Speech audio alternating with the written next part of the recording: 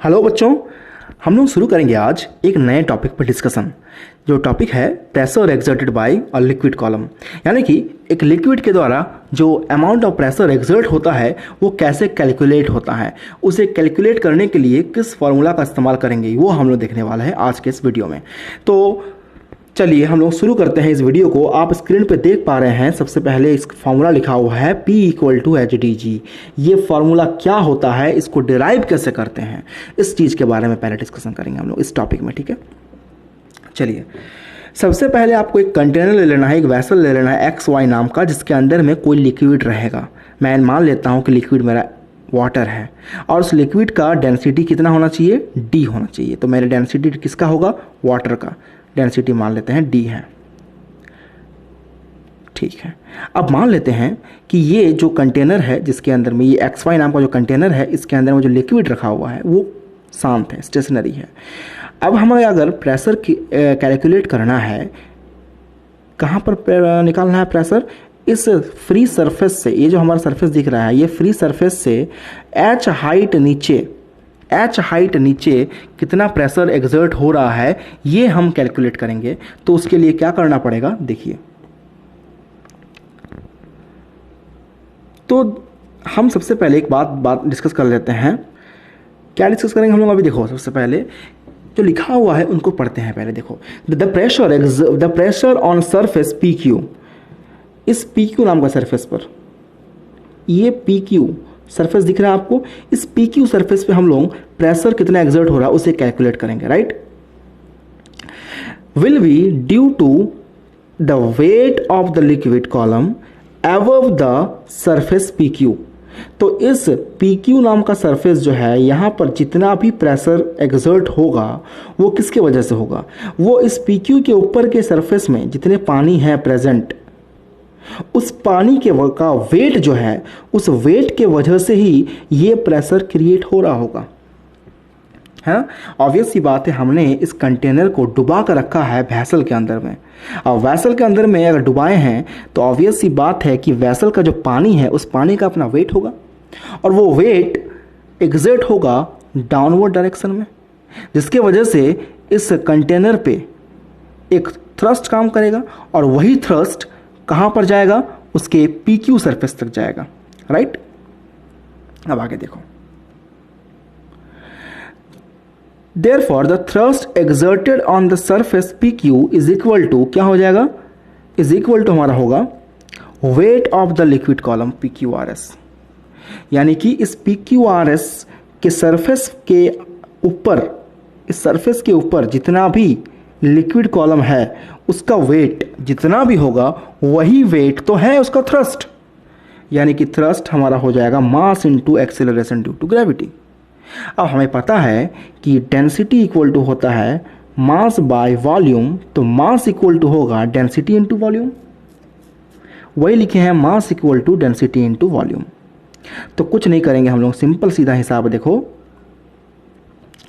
इस मास के बदले हम लोग लिख देंगे वॉल्यूम इनटू डेंसिटी, है ना। अब वॉल्यूम का फॉर्मूला जो है यहाँ पर किसका है, किसका फॉर्मूला वॉल्यूम का होगा, देखो तो हम देख पा रहे हैं यहाँ पर ये PQRS जो दिख रहा है आपको, ये एक सिलेंडर शेप का ऑब्जेक्ट है। अब सिलेंडर का वॉल्यूम होता है πr²h, जिसका ये वाला पार्ट एरिया को इंडिकेट कर रहा है।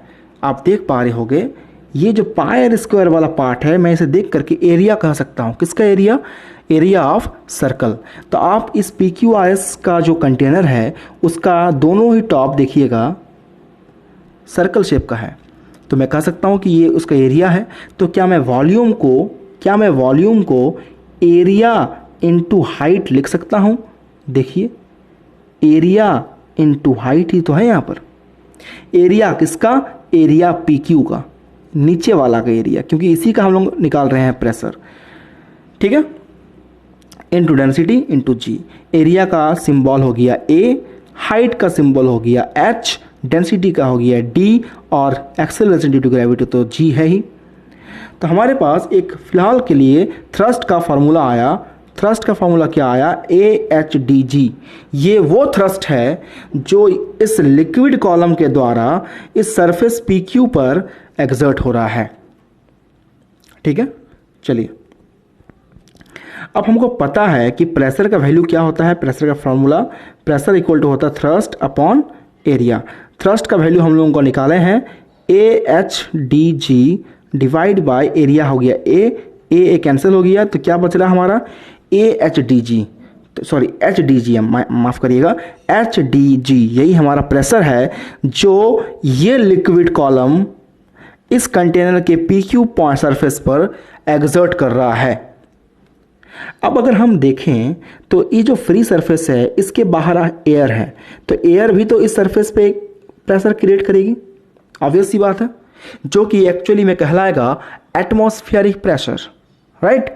तो अगर देखा जाए तो इस PQ नाम का जो हमारा सरफेस है उस PQ पर, इस PQ नाम का सरफेस है, इस PQ पर सिर्फ लिक्विड के द्वारा ही प्रेशर लग रहा है ऐसा नहीं है, बाहर का जो एटमॉस्फेयर है वो भी तो इस लिक्विड पर भी एक प्रेशर लगा रहा है। यानी कि इस कंटेनर PQRS में जो PQ वाला हिस्सा है उसमें दो प्रेशर काम कर रहा है, पहला तो ये एटमॉस्फेरिक प्रेशर और दूसरा ये लिक्विड प्रेशर। यानी कि कंटेनर PQRS का सरफेस PQ में दो प्रेशर एग्जर्ट हो रहा है। तो इस तरह से देखा जाए तो टोटल प्रेशर इक्वल टू क्या हो जाएगा, atmospheric pressure plus pressure due to the liquid column, यानी कि P टोटल जो कि हमारा टोटल प्रेशर है equal to atmospheric pressure plus pressure exerted by the liquid column. तो this is our final equation, ठीक है। लेकिन इस इक्वेशन में क्या है कि आपका दो चीज इंक्लूड है, एक तो लिक्विड का प्रेशर भी है और दूसरा एटमॉस्फेयर का भी प्रेशर है। अगर कहीं पर ऐसा बोला गया है कि वो ढक्कन बंद है किसी कंटेनर का, तो समझ जाना उस जगह पर क्या कि जैसे कि यहाँ अगर मान लीजिए बोल देता कि ये जो वेसल है, वेसल का ढक्कन बंद है, ढक्कन बंद किया हुआ है, तब एटमॉस्फेरिक प्रेशर काम नहीं करता, क्योंकि एटमॉस्फेरिक प्रेशर एंटर ही नहीं करता अंदर में। तो उस जगह पर हमारा ये फार्मूला काम नहीं करेगा, क्योंकि वहाँ पर एटमॉस्फेरिक प्रेशर हमको नहीं मिलेगा। तो उस जगह पर सिर्फ पानी ही प्रेशर लगाएगी या वो लिक्विड जो उस कंटेनर में रखा हुआ है। बात क्लियर हुआ होगा आपको, कोई दिक्कत विशेष तो नहीं होना चाहिए इस टॉपिक को समझने में, और कोई बहुत लेंथी टॉपिक भी नहीं है इसमें। कोई भी अगर आपको दिक्कत हो समझने में फिर भी, तो डेफिनेटली आप कमेंट सेक्शन में मुझे ज़रूर बताइए कि सर मुझे इस पॉइंट पे डाउट है। मैं डेफिनेटली नेक्स्ट वीडियो में पहले आपको उस डाउट को क्लियर करूँगा, उसके बाद आगे बढ़ूँगा। तब तक इस वीडियो को आप देखिए, अच्छे से देखिए और अपने दोस्तों में भी इस वीडियो को शेयर करिए।